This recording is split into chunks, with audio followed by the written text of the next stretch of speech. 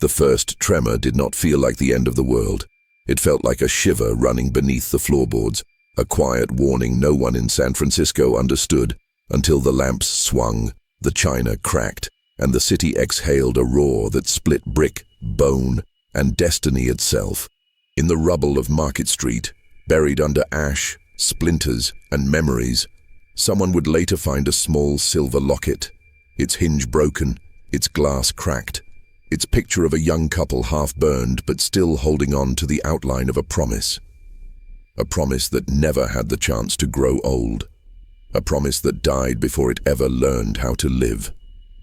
Hit like, subscribe, and comment the city and state you're watching from. The story behind that locket is not written in history books. It is not recorded in clean ink or spoken in confident voices. It survived only through that jagged piece of jewelry found by a mason clearing debris who swore he heard a heartbeat where no heart remained. Inside that locket lived a love so sincere it never needed witnesses, yet so fragile the earth itself tore it apart. Before the quake, they were two souls planning a future stitched with music, letters, and the soft certainty of forever. After the quake, San Francisco burned for 3 days, and their names were swallowed by smoke and silence. But the locket remained, and where objects survive, stories breathe. This is not a tale of disaster. This is a tale of love that bloomed in calm weather and broke in violent ground, of a boy who swore to return, and a girl who waited by the harbor, unaware the earth had already stolen her answer. Their lives did not end together, but their story does. Before dawn on the 17th of April in the year 1906, San Francisco still believed in ordinary mornings. Milk carts rattled down cobblestone streets, fishermen mended nets along the wharf, and telegram boys rehearsed new jokes to survive long routes and longer stares. Somewhere among them, a young woman named Eleanor Hart folded a letter she had written 3 times, smoothing the paper as if calm hands could tame the storm in her chest. She was waiting for Samuel Price, the man who had promised to return from the rail yards before sunrise, carrying news that would change everything. They were not wealthy, not powerful, not even officially engaged, but they had already chosen each other with the quiet certainty only 2 hearts can hear. Hit like, subscribe, and comment the city and state you're watching from. The cracked locket that would one day be found beneath a fallen hotel wall belonged to Eleanor. Inside it, a tiny photograph of Samuel, smiling in his work jacket, eyes full of plans too big for the world they lived in. Samuel had spent weeks saving for that locket, paying for it coin by coin at a jeweler on Stockton Street. He wanted Eleanor to wear it the day he asked her to marry him. She never got to hear the question. He never got to speak it aloud. At 5 hours and 12 minutes in the morning, the ground tore open. Buildings convulsed like dying lungs. Fire leapt from ruptured gas lines. In less than 60 seconds, the future they had imagined was buried alive. And yet the locket endured, not polished, not shining, just surviving. Like a heartbeat trapped in metal, waiting for someone to listen. Samuel Price had never feared the earth. He feared hunger, layoffs, winter sickness lingering in rented rooms, but not the ground beneath his boots. He trusted the rails he hammered, the timbers he measured, the steady rhythm of metal against metal that earned him enough money to carve a future out of sweat. He was 23 years old, built from the kind of honesty that makes strangers feel safe, and every long shift at the Southern Pacific yards carried the same reward. The thought of Eleanor Hart, waiting for him at the harbor steps, her skirt brushing the tide wind, her smile fixed on the horizon, as if she knew the exact second he would appear. Samuel worked with the certainty of a man who believed time was loyal. He had no idea the earth could betray him faster than any employer ever could. He carried the ring box in his coat pocket, not a golden ring, not a grand diamond, just a narrow brass band engraved with her initials by a jeweler who charged him less after noticing how Samuel's hands shook when he ordered it. He planned to give Eleanor the band along with the locket she already wore, sealing the future in metal and promise. All he needed was one more sunrise, one more walk from the rail yard to the waterfront, one more quiet corner where words could bloom without interruption. The city did not grant him that kindness. Before the quake, the air smelled of salt and chimney soot. Carriages creaked along Powell Street, barkers shouted about oysters and penny cigars, and a cable car bell rang with the casual optimism of a place convinced tomorrow would look just like today. People were not watching the ground. They were watching each other, watching prices, watching gossip. Even the stray dogs slept without flinching, curled against wooden doors, unbothered by the faint tremor whispering beneath the soil, like a secret rehearsing its entrance. Eleanor felt it first, not in the floorboards but in her pulse, a tiny stutter of instinct, as if her heart knew something her mind refused to name. She stood in her small rented room above a bookshop, adjusting the ribbon on her blouse, rehearsing the words she would speak when Samuel arrived. She had written the letter twice, then 3 times, then burned the drafts in a tin dish so no landlord, no maid, no curious neighbor could steal the truth before Samuel heard it from her own lips. She was expecting a child. 2 months along, she did not fear the baby. She feared the world around it. Wages too thin, mothers who judged, churches that whispered, streets that swallowed the weak. But she also feared silence.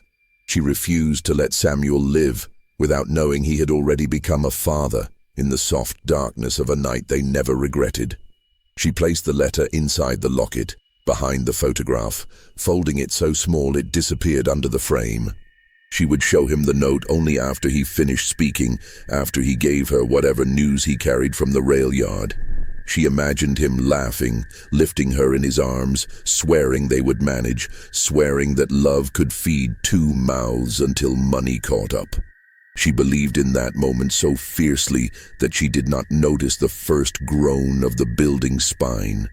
At 5 hours and 12 minutes, the world exhaled violence. The floor tipped, the mirror burst, the walls split like paper soaked in rain. Eleanor fell to her knees, arms over her stomach as the ceiling rained plaster. From the street came screams, then the roar of collapsing brick, then the animal sound of the city in agony.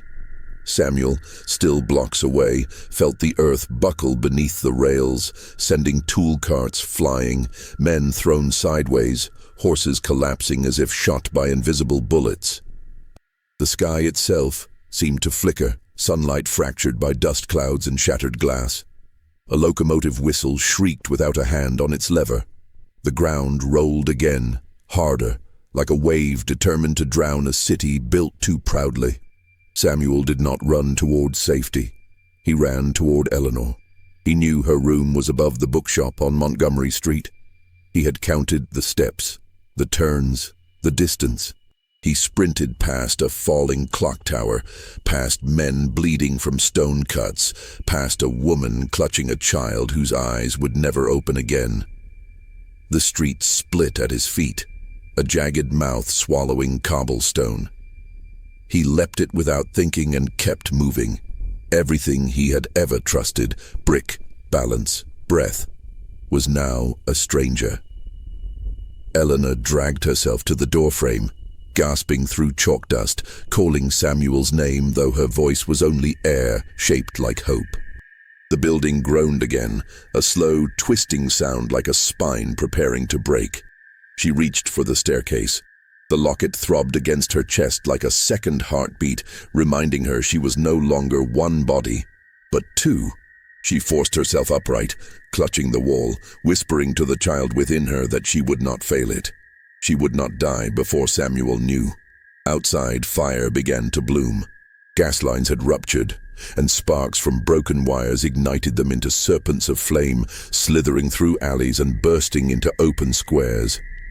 People dragged the injured, screamed for water, for doctors, for God. Samuel climbed over a shattered wagon, hands bleeding, lungs burning, when a second shockwave hit. Buildings that had survived the first quake surrendered to the second, collapsing like tired giants. The bookshop crumbled in a single, sickening sigh. Samuel screamed her name. He clawed through splintered shelves, atlases ripped open like wounded birds, ink bottles staining the ground in dark rivers. He found the staircase buried under a mountain of timber. He tore at it until his nails split. He refused to stop, even after smoke poured in heavy as wool, even after firemen shouted that the place was lost, even after a police officer dragged him back by force, shouting that the flames would take him next. Samuel broke free twice, was dragged back twice, and finally collapsed against a carriage wheel, chest heaving, face streaked with ash and disbelief. The world had turned to noise, and yet he heard only silence, the silence of a promise undone. Hours later, the fires grew into something no bucket brigade could tame. Soldiers dynamited whole blocks to create fire breaks. The city burned like a funeral pyre no one had agreed to light. Samuel walked through the haze like a ghost, searching for his own body. In his coat pocket, the ring box still waited, useless as a prayer with no lips left to speak it. When night fell, he slept on cold pavement, because sleep was easier than the truth he had not yet named. 3 days later, a mason clearing debris near the old bookshop found a cracked silver locket wedged under a fallen beam. Inside the glass, a photograph of Samuel smiled as if nothing in the world could touch him. Behind the picture, the mason discovered a folded scrap of paper, too small to read without tearing. He hesitated, then slid it back, sensing the weight of something sacred. He turned the locket over in his palm, searching for a clasp that no longer worked. The hinge was bent, the metal bruised, but the object still breathed history. He asked the workers if anyone knew the couple. No one did. Names were already fading faster than smoke. Entire families vanished without records, without graves, without final words. The mason considered keeping the locket, then placed it in a coat he draped over an unconscious survivor. He believed the dead should not be stripped of memory. He could not know the man in the photograph was still alive, wandering the ruins with a ring that no finger would ever wear.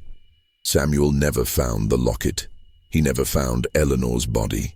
He found only a scorched scrap of her ribbon caught on a nail, fluttering like a ghost that had already learned how to let go. But the earth does not bury love cleanly. It scatters it. It hides it in pockets of metal and ash, waiting for time to notice. And time always notices. The ring stayed in Samuel's pocket until his hair turned grey.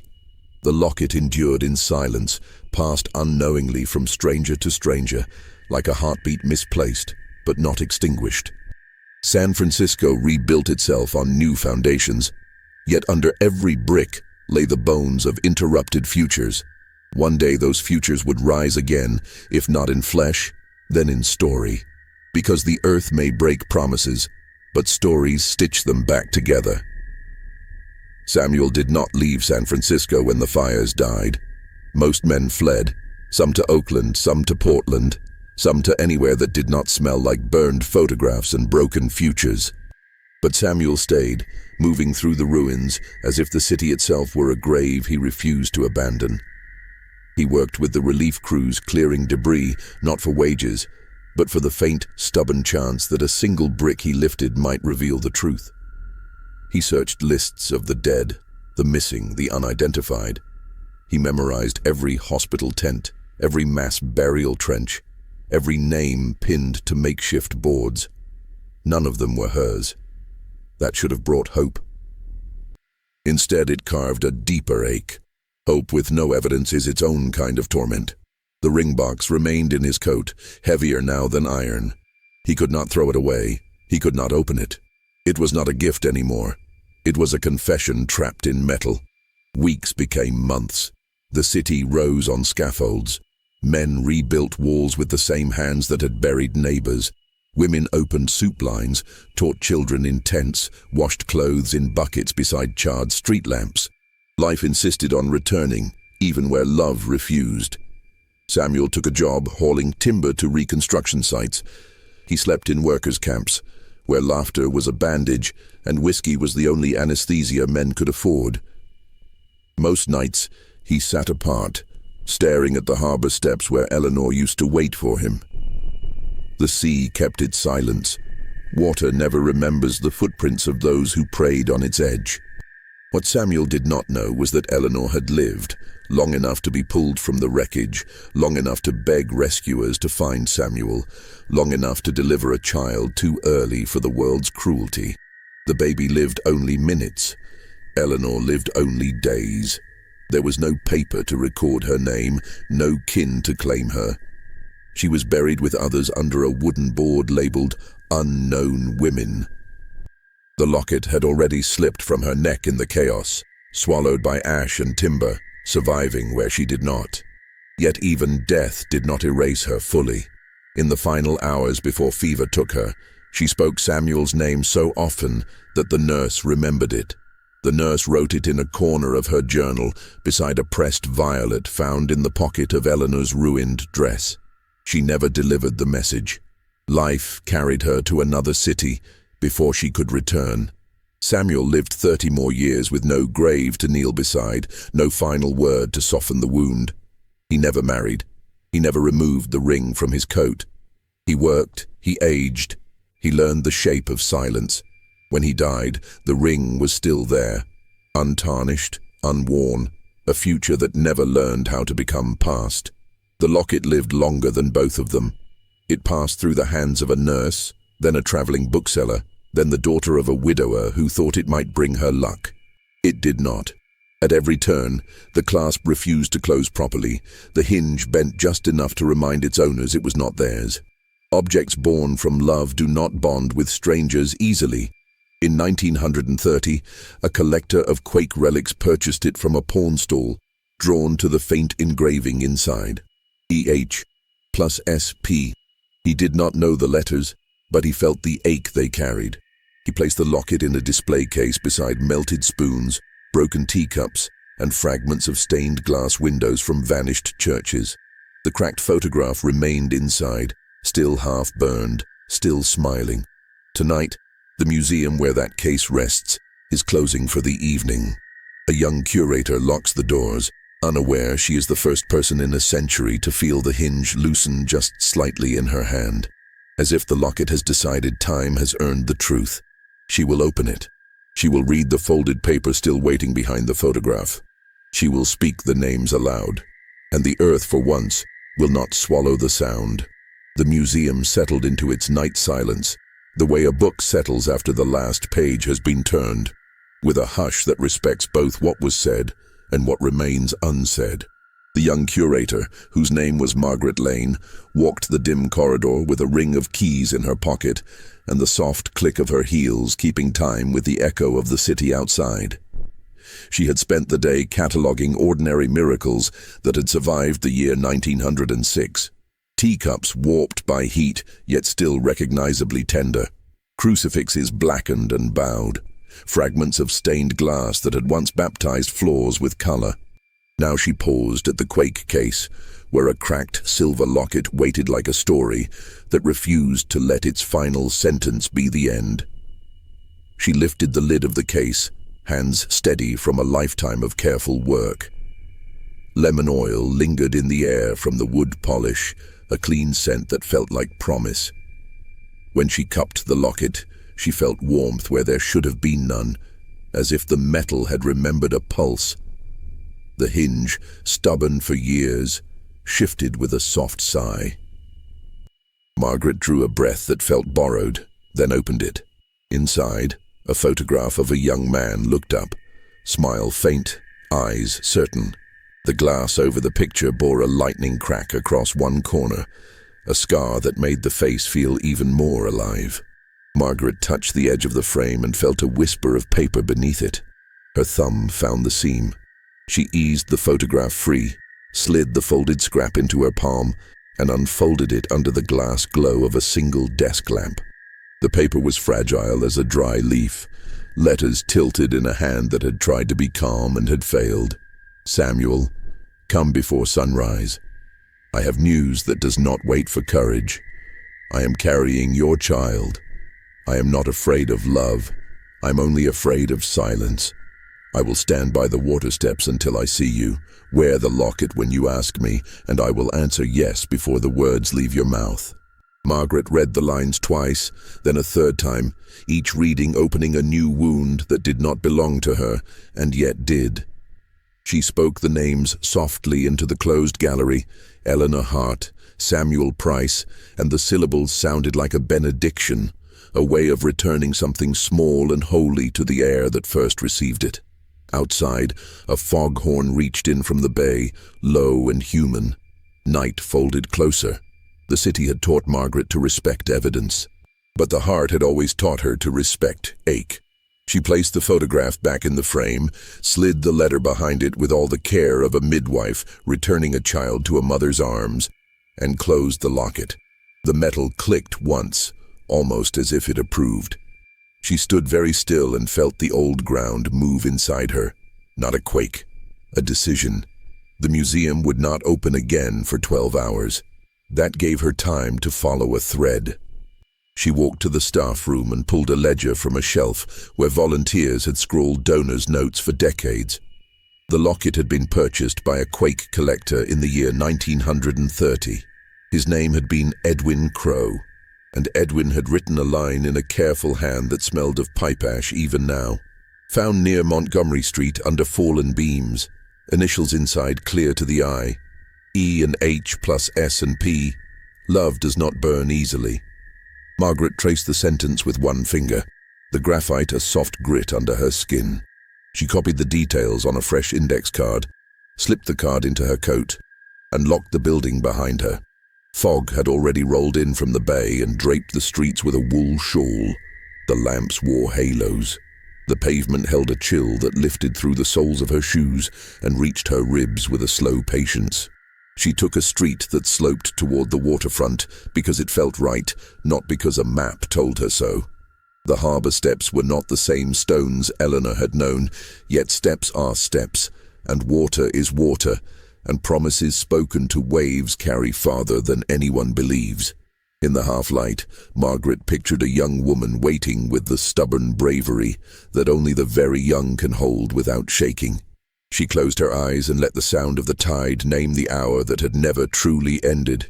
She would need records, old newspapers, hospital lists, burial ledgers written by tired men with tired hands.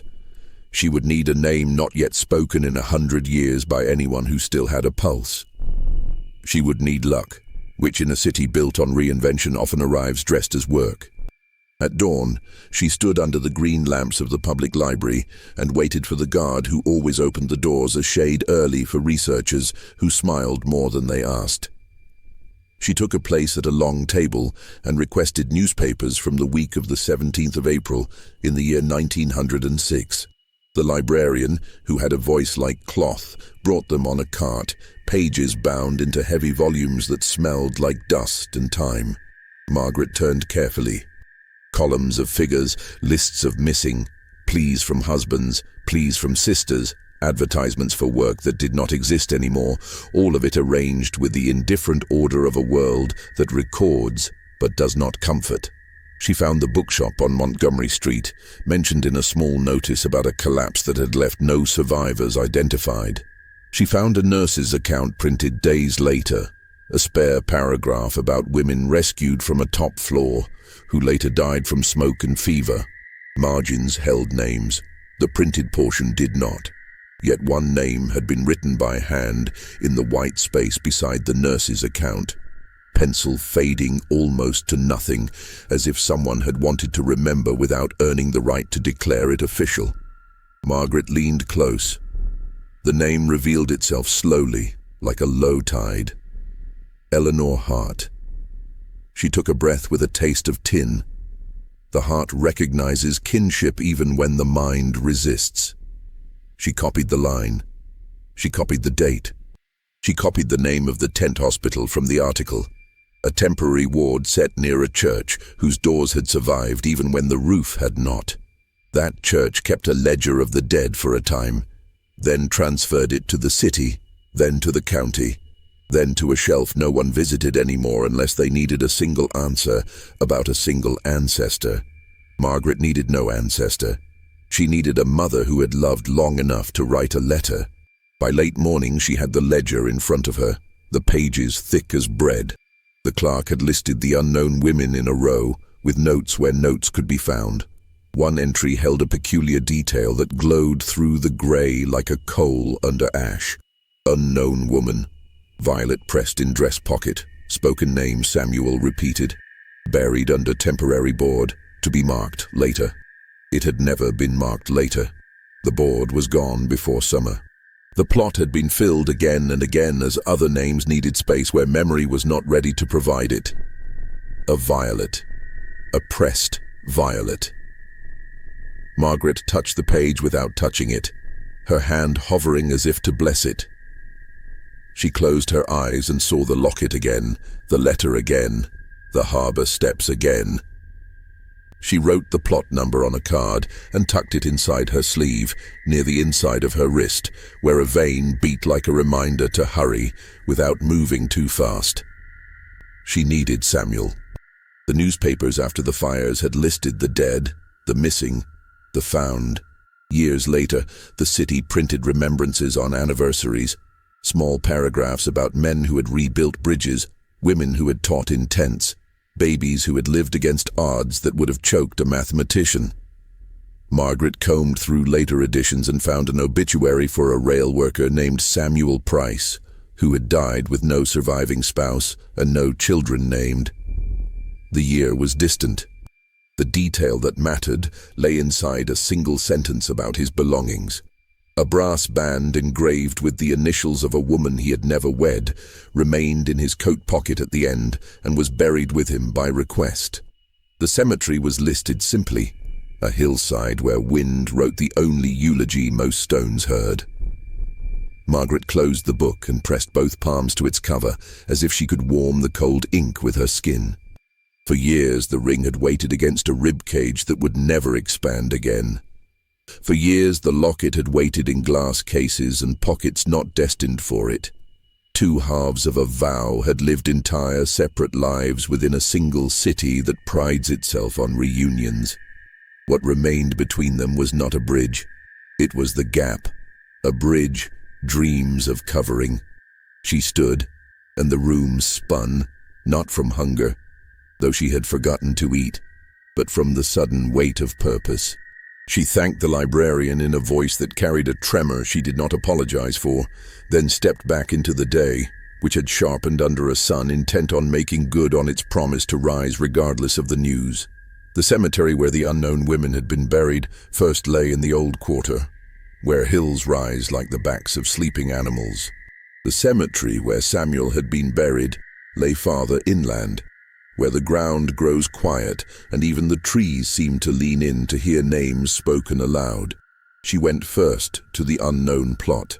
Grass had come and gone many times since the wooden boards rotted. Stones worded with other stories now kept company with the unmarked ground. Margaret stood in the approximate place and spoke softly, not because anyone could answer, but because love deserves to be addressed even when it cannot respond. She told Eleanor what she had found. She told her that a young man had kept a ring near his heart for a lifetime. She told her that the city still held her locket and that the letter had not faded where it mattered most. Wind carried her words away and returned a chill that bit the tips of her fingers. She accepted both as fitting. Afternoon shortened. She crossed the city to the hillside where Samuel lay. The caretaker at the gate kept a book, like a harbour master keeps a map of incoming ships. He led her along a path lined with stones that had surrendered their names to lichen, then stopped at a square of ground with a simple marker that bore a name and 2 lines of dates without a story to stand between them. She knelt. She brushed away a thin web spun between 2 blades of grass and let the strands catch the light like a broken necklace. She told Samuel that Eleanor had waited at the water. She told him how the letter had been folded so small. She told him about the violet pressed in a dress that no longer exists. She promised him something bold. She promised she would bring the locket.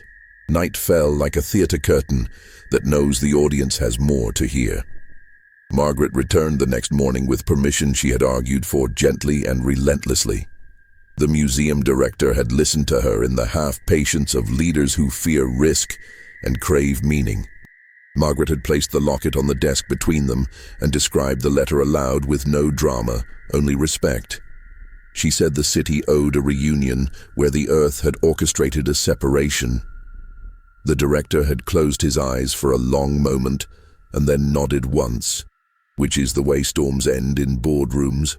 She walked the path again with the locket in her hand, wrapped in soft cloth that carried the scent of cedar.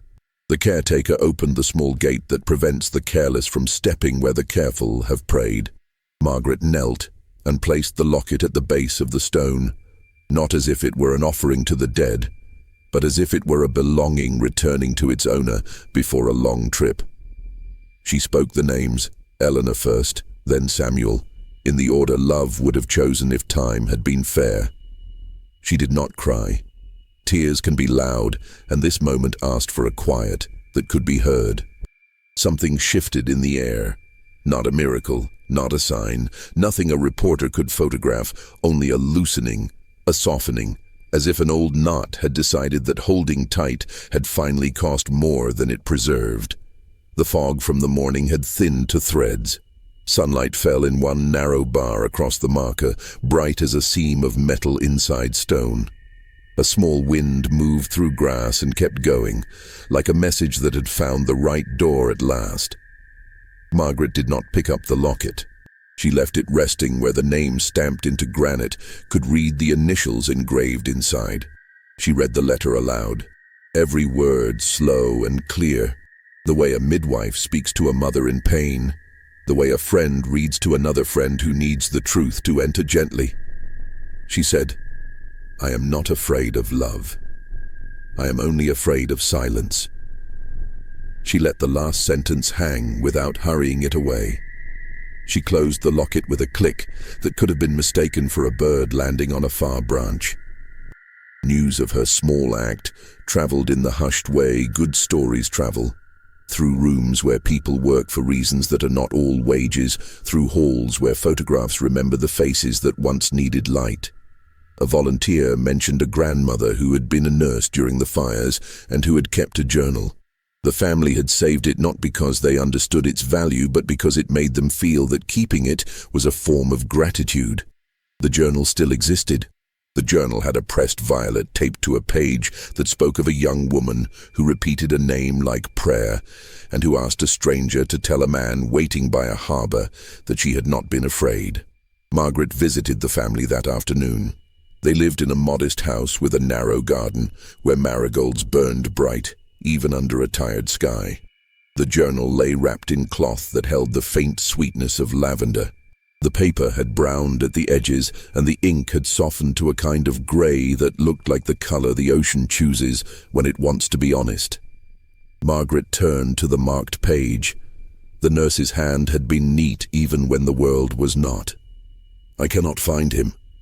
She whispered his name through fever until her voice broke.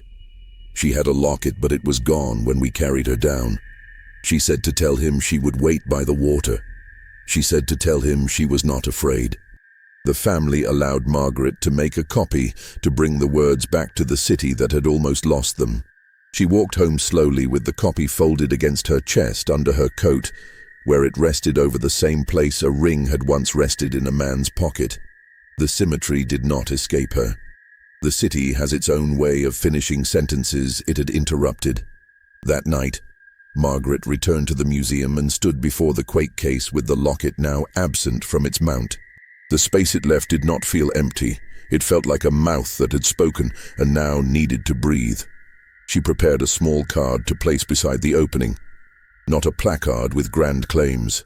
A simple note with names and a few lines of truth. Eleanor Hart, who wrote a letter before dawn and waited by the water. Samuel Price, who kept a ring near his heart until his last breath. A locket found in rubble. A violet pressed in a pocket. Love interrupted by ground that would not hold still. Reunited in a city that learned to listen. She placed the card in the case. She turned off the light. She stood in the dim corridor and let the lemon oil and old paper and clean glass surround her. She thought of the harbor steps. She thought of a young woman's spine straight despite fear. She thought of a young man's hand digging through ash until his nails broke. She thought of a violet that had held its color longer than it had any right to. She thought of a letter that had not surrendered. Some stories are not solved. They are softened. They are given a place to rest that is near the truth, if not perfectly on it.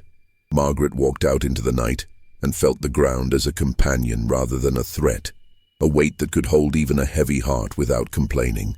In the quiet of the street, she heard footsteps that were not there, the footsteps of two people who would now, at last, always arrive together. And the city, which has always loved a second chance, exhaled. Samuel Price had once believed that the cruelest thing the earth could do was take a life. Decades later, the truth sharpened into something quieter, more devastating. The earth could also take a future. It could take the version of a man he might have become if love had not been turned into smoke. Yet even without knowing it, Samuel left a trail, not of footsteps, but of persistence. Letters unmailed, names registered at work camps, lists where he always signed the same way, S. Price, still searching. Those scraps, scattered through time, were finally beginning to call each other home. Margaret Lane, carrying both the copy of the nurse's journal and the memory of the locket's final click, found herself unable to return to routine. Museum labels felt like shallow breaths over deep water. Artifacts that once fascinated her now looked like unsolved sentences. She walked through the galleries as if scanning a body for a pulse, searching for one more artifact that might speak, not to the city, but to her. She did not understand it fully yet, but she knew. Love stories interrupted do not end. They wait for someone stubborn enough to reopen the door. That night she brewed tea and sat at her kitchen table, spreading every piece of paper across the wood like a physician preparing to stitch flesh. Samuel's obituary, the burial ledger, the nurse's journal fragment, the pressed violet, the letter, the photograph, the initials, the ring, the unanswered promise. Margaret's pulse slowed into the rhythm of realization. There had never been a wedding, never a headstone with both names, never a shared grave. But there could be, not for the dead.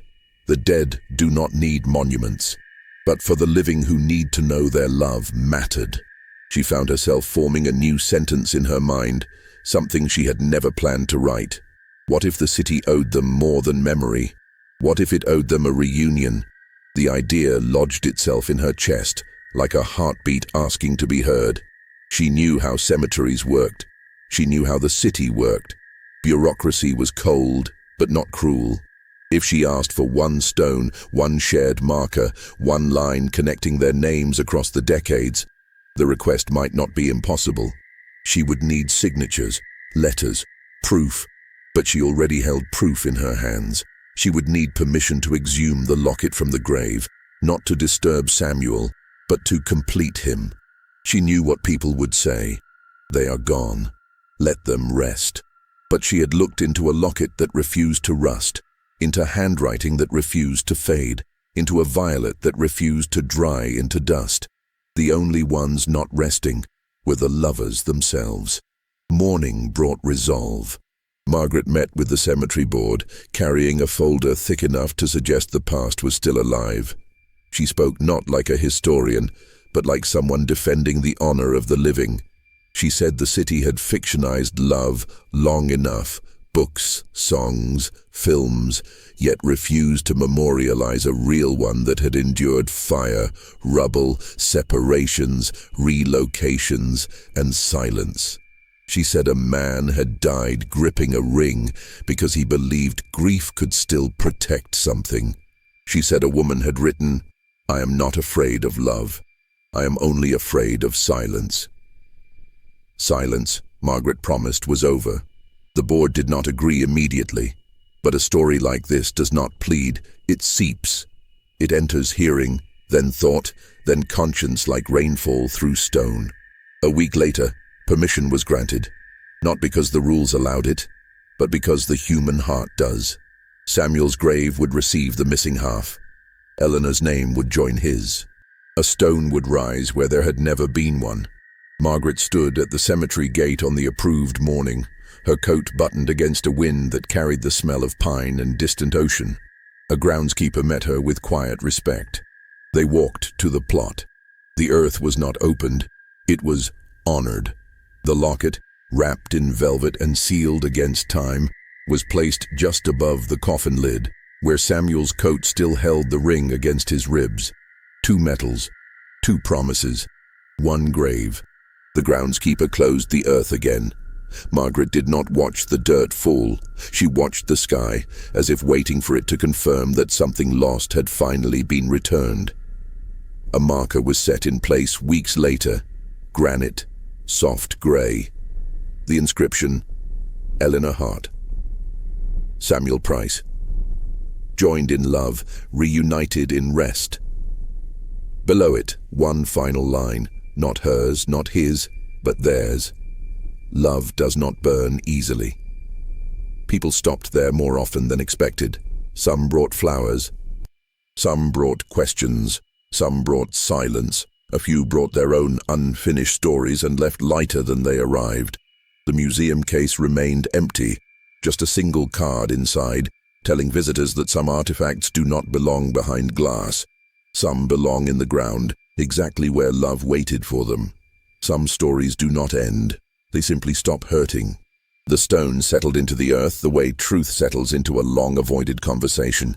Quietly, without ceremony, but with a weight that cannot be lifted once it is placed. For the first time in 119 years, the city of San Francisco held both halves of a love story in the same square of soil. Not in the rubble of a fallen bookshop, not in the coat pocket of a grieving man, not in a museum case lit by artificial light, but in the ground, side by side, where their silence could finally become rest instead of ache. Margaret Lane stood before the new marker on the morning the workers finished the engraving.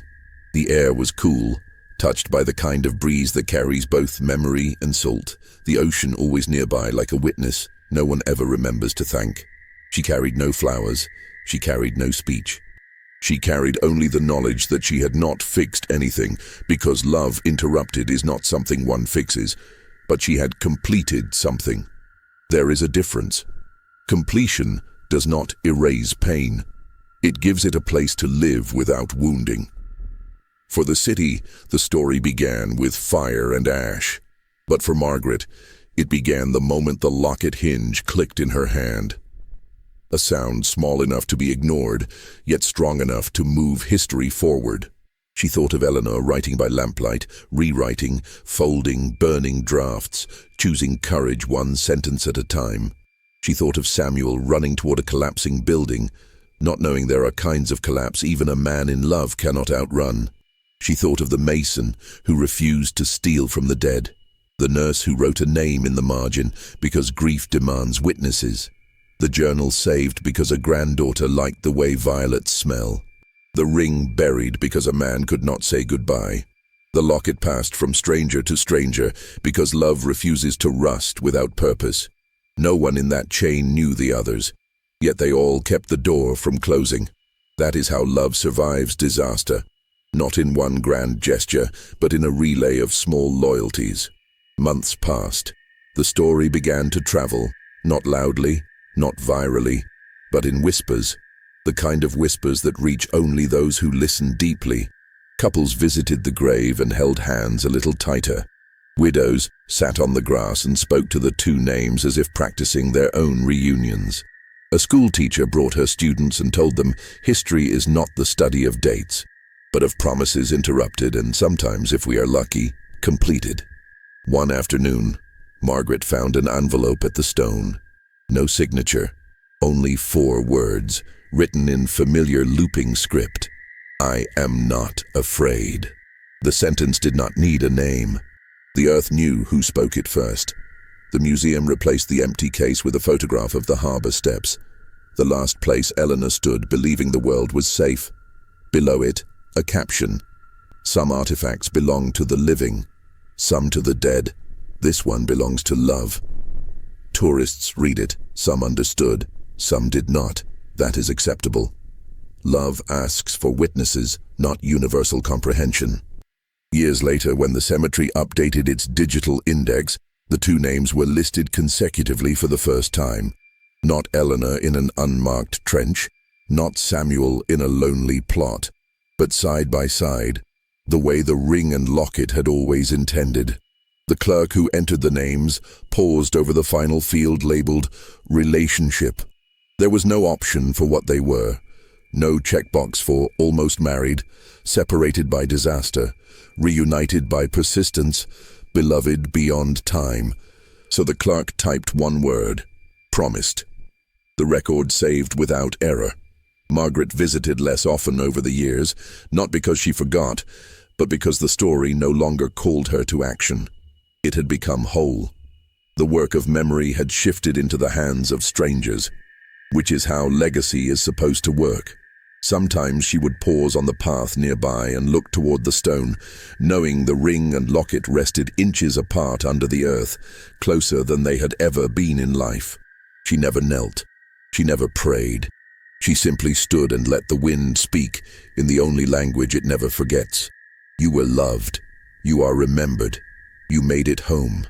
And somewhere, in the deep diplomacy between land and time, the ground did not shake, because for once, there was nothing left to break.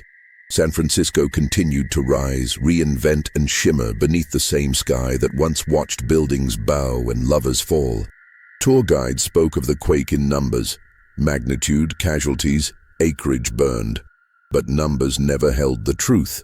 The truth lived in smaller things: a locket with a broken hinge, a ring that never touched a finger, a letter written by a woman who refused to be afraid, a man who searched even when the world said, stop. Time did not give them the life they planned, but it gave them something quieter, steadier: reunion. Not in the aisle of a church, not under floral archways or honeymoon moons, but in the earth, side by side, where nothing can fall again. Their love never became a wedding, but it became a landmark. Not a statue, not a monument, but a story passed gently from hand to hand by people who still believe in devotion that outlives disaster. The ring waits, the locket rests, and the city, so famous for rebuilding, finally learned how to return something that was never truly lost. So if you ever walk the hills of San Francisco and feel the ground stay still under your feet, know this: the quiet is not emptiness. It is peace. It is a promise kept a century late, but kept all the same. A reminder that love, even when interrupted, is never erased. It simply waits for someone to finish the sentence. And now it is finished. Hit like, subscribe, and comment the city and state you're watching from. And if you believe that some hearts keep beating long after history stops writing their names, let this story travel one share further than the quake ever shook.